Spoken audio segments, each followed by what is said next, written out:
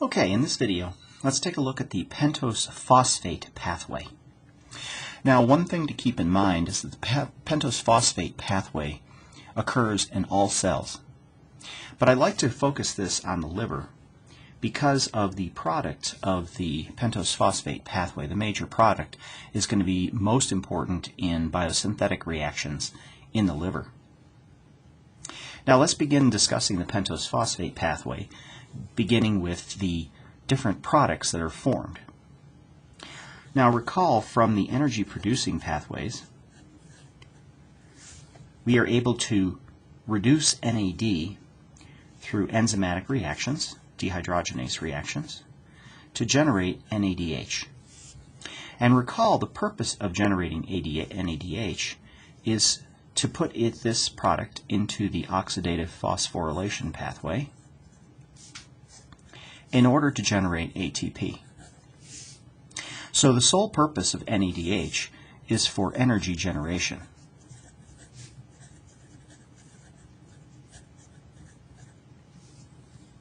Now, a slightly modified product is made in the pentose phosphate pathway.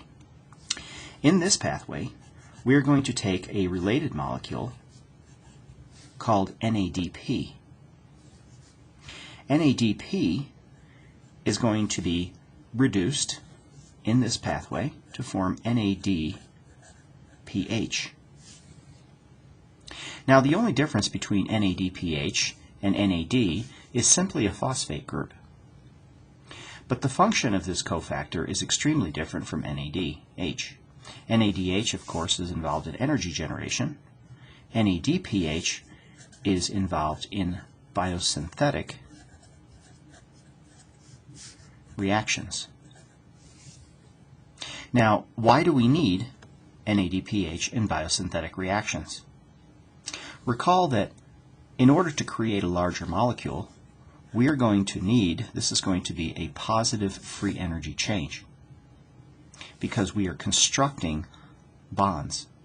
In order to construct these bonds, we need to put energy into the reaction. We are also, in this reaction, decreasing entropy because we are creating a higher ordered molecule. All of this combined, creating the bonds, decrease in entropy, is going to require an input of energy, so therefore it is a positive delta G. So the energy for driving this reaction will, of course, be the nucleotide triphosphate molecules such as ATP, GTP, UTP, and CTP, but we are also going to require reducing power. And the reducing power is simply going to be needed for reducing smaller molecules in order for them to be constructing larger molecules.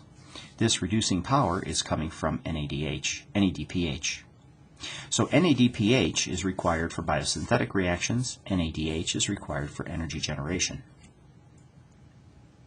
Now let's take a look overall at the pathway for generating NADPH to see where this comes from. Now recall, we are going to be focusing on the liver, and so in the liver, in the fed state, recall we have insulin signaling in the fed state, we have GLUT2 on the cell surface of liver.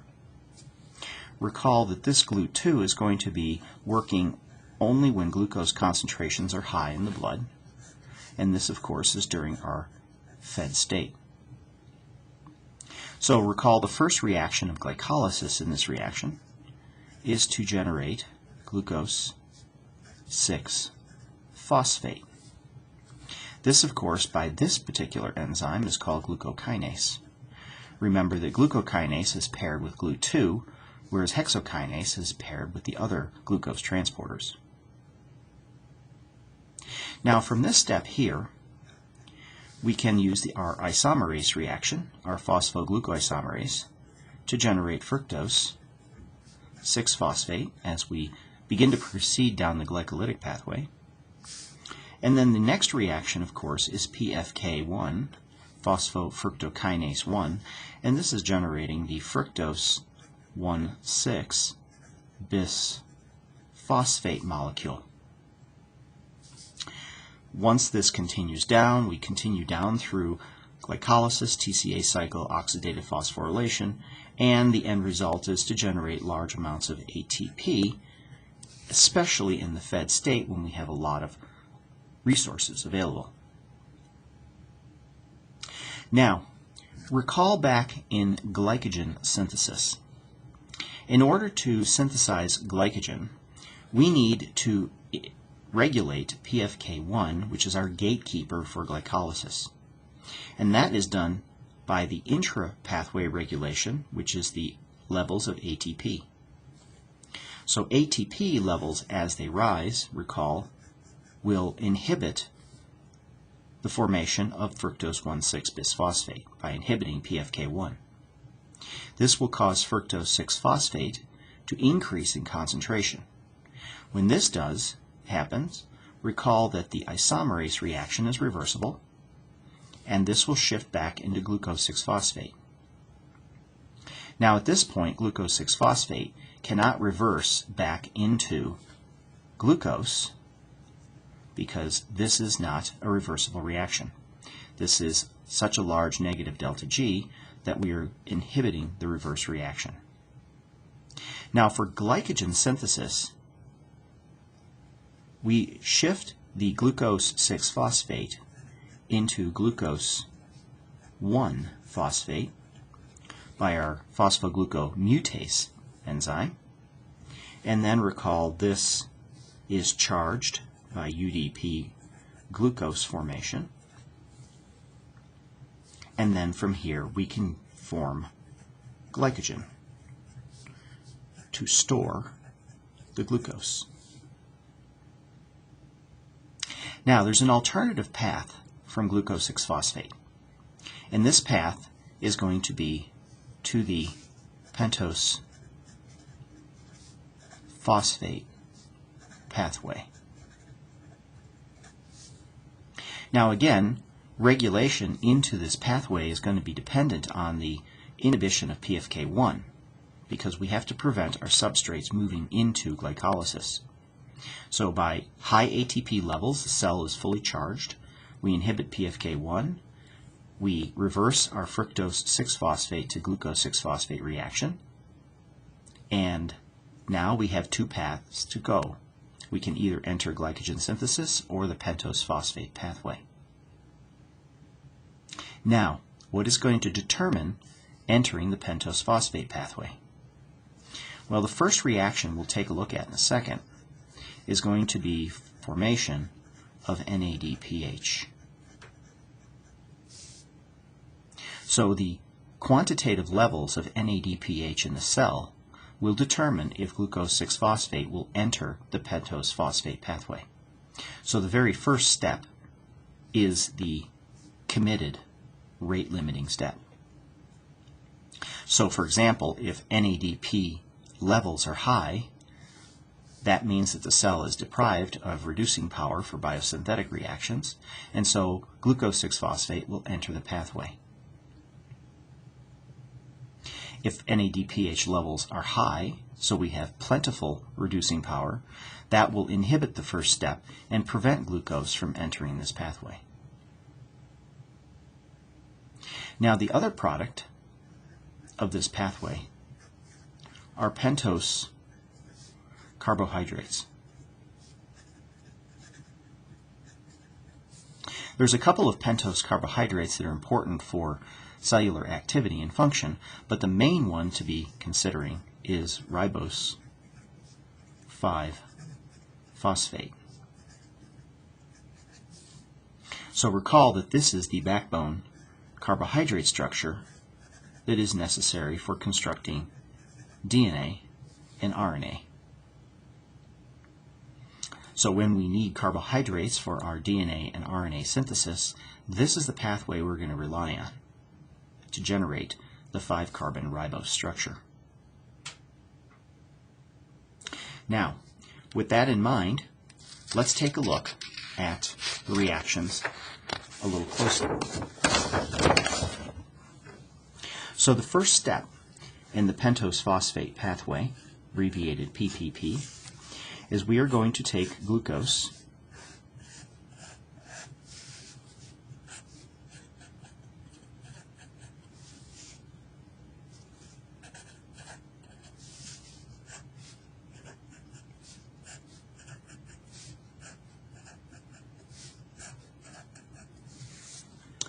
Again, we are going to take glucose. It'll be phosphorylated on the number 6 carbon. Glucose 6-phosphate. And again, as I said before, the first step of this reaction is going to be a redox reaction. And so in this reaction, we are going to be converting NADP to NADPH. The enzyme that does this is called glucose 6-phosphate dehydrogenase. The carbon that we are oxidizing is the number 1 carbon. And so with that, we are forming this structure.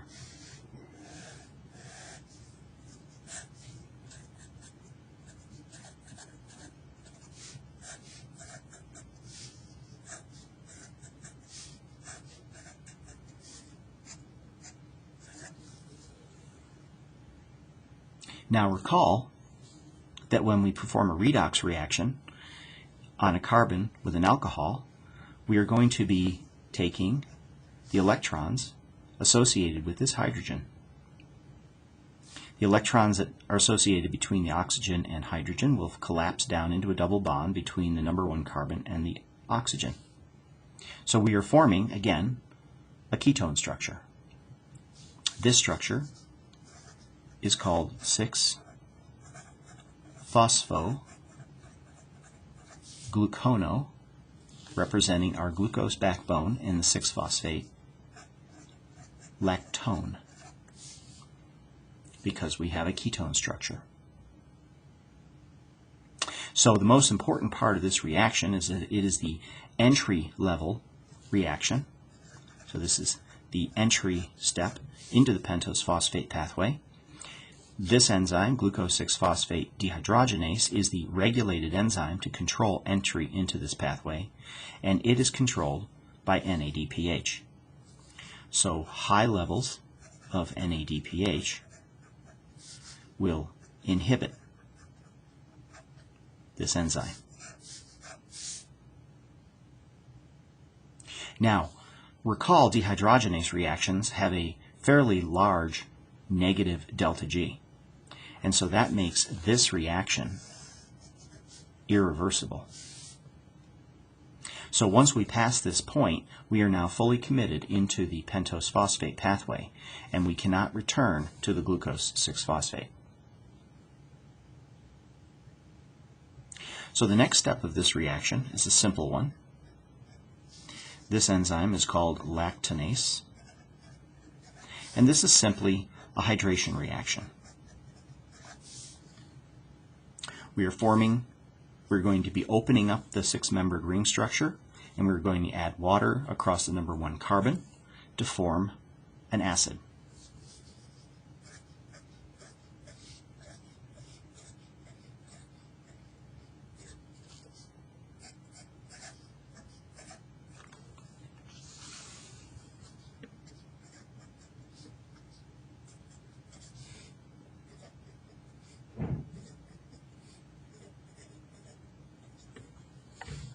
And what we have formed here is called 6-phosphogluconate.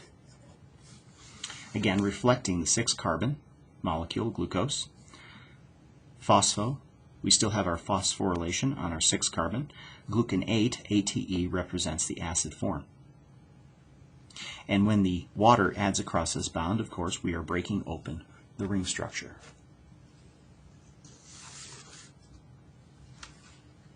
Now, the next step in the reaction is going to be another redox reaction. And in this redox reaction, this is a special reaction because we are now reducing ourselves down to 5 carbons.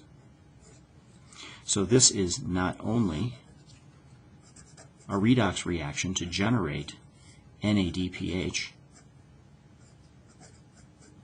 but it is also a decarboxylation reaction. The enzyme that performs this is called 6-phosphogluconate dehydrogenase.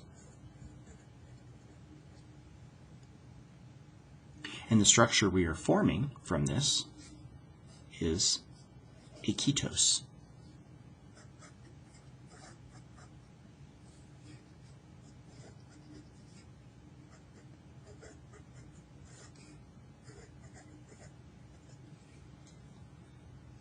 This ketose is called ribulose 5-phosphate. Ribulose now, because we are a pentose,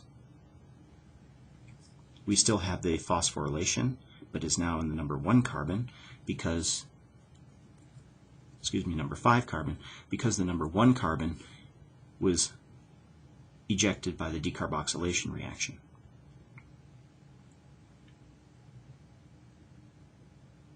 Now the final step of this reaction is to generate the ribose 5-phosphate structure. And this is a phospho-pento-isomerase. So we are simply performing an isomerization reaction.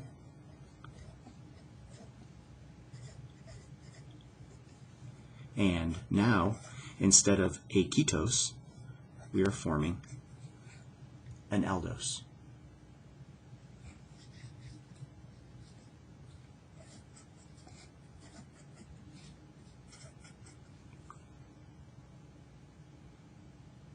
Now this molecule, of course, cyclizes to form our 5-membered ring structure of ribose.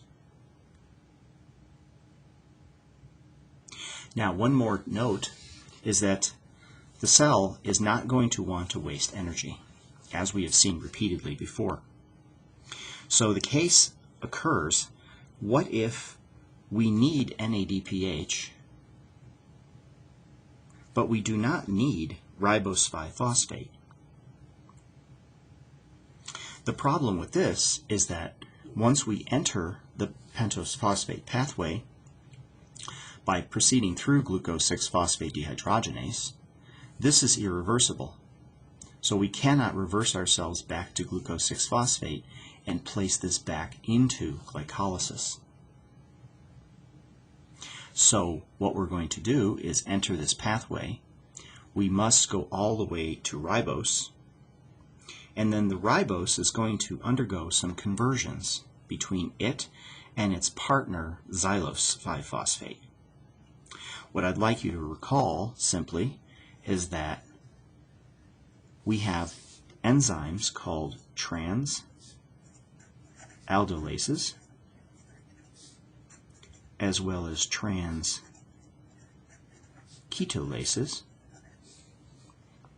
And this is a series of reactions that are able to take the 5-carbon ribose structure and through some carbon combinations, moving carbons around, we are able to reconstruct fructose 6-phosphate and glyceraldehyde